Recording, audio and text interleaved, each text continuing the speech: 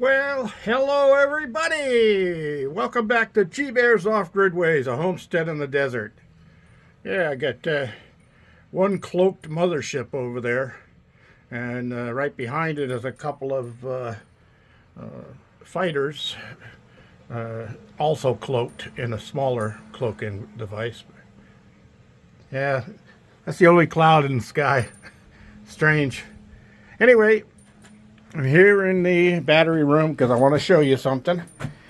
I've taken the last two batteries here out of line because this battery has got a dead cell. And if I get my hydrometer out here, and we're going to show you that if I stick it in this one here and squeeze the ball and draw fluid up, you got to keep it perfectly upright and draw the fluid up. Now the bottom has a black pointer on it that didn't even move, so it's in the red, and that's it. Says recharge, but I've had this thing on repair for 3 days and I'm still getting nothing in that cell, so it's dead. So if we went to this cell and did the same thing, you see the black pointer come up and it's in the blue. So that's a good cell. And if I check the back cell, it'll say the same thing. It'll say good. There we go. Yep, so it's in the good, in the blue. The problem is that one dead cell will draw all of the other batteries down. So I had to take it completely out of the link. Now that other battery there is still good. All three cells check out fine on there. I gotta put this thing down and remember to rinse it out. You want to definitely rinse those out with soapy water and then clean them with fresh water after that. Otherwise, you'll end up damaging the unit. So anyway, let's put these caps back on so I don't have to worry about losing them. And that takes care of that. Now, all the other batteries in the bank are fine. There are still a few terminal ends I need to clean, but I went to look for them at the store and I couldn't find any. Now this one I made out of a piece of 3/8 copper tubing, and I'm not sure what I did with the rest of that copper tubing, but I've got to check to see if I've got it so I can make some more, because that'll fit 1/0 cable, which is this size right here. And I need to replace that end of it.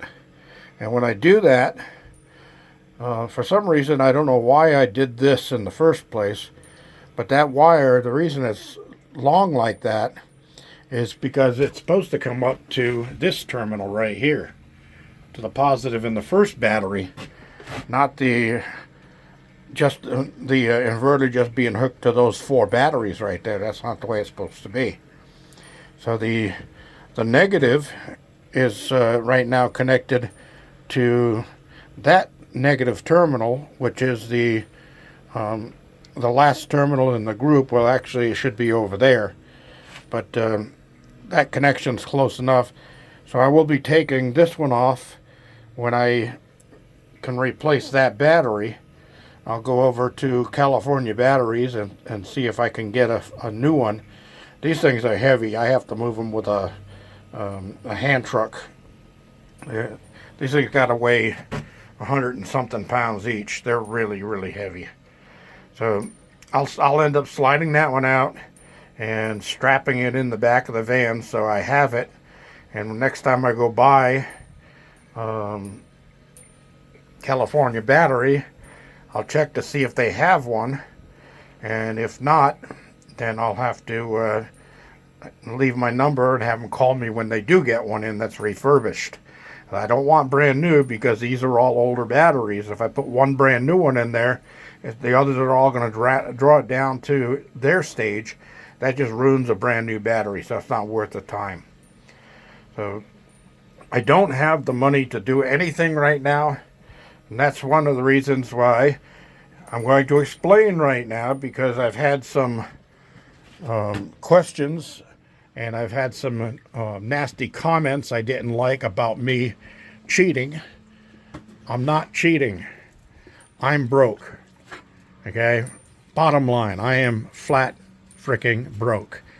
Because of the economy, because of the last 3 years of the, well, let's just say since this idiot they call Captain Crazy has taken over, the economy has done nothing but go completely south on us.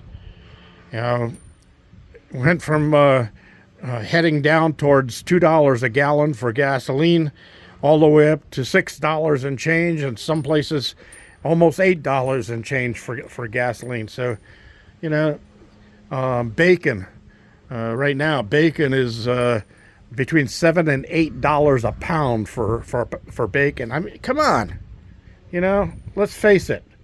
That's what you got to talk about. You know, there's no way in the world that anybody can persuade me that the idiot in charge and his administration right now is better than it was a few years ago. Nobody can persuade me of that. It's just the facts are there. Just open your eyes and look, right? So, I'm broke. I am broke. I'm really broke. I'm so broke that I've been charging things on credit cards where I shouldn't have, and I've got some of the credit cards near maxing out, and that means that every month when I get my limited Social Security check, a day later, it's all gone. Absolutely zero gone. And I'm still close to $400 to the negative that I've got to make up within 2 weeks' time somehow, just in order to meet my commitments to my credit card payments.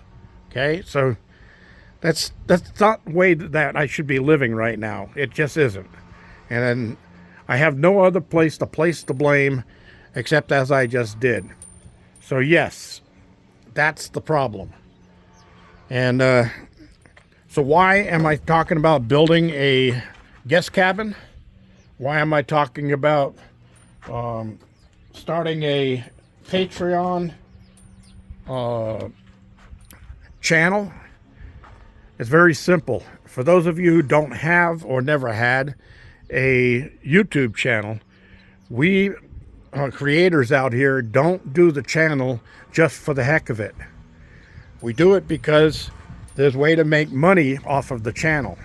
Now, the amount of money I have been making in my regular channel is minimum, and it's really not cutting the cheese right now for my survival.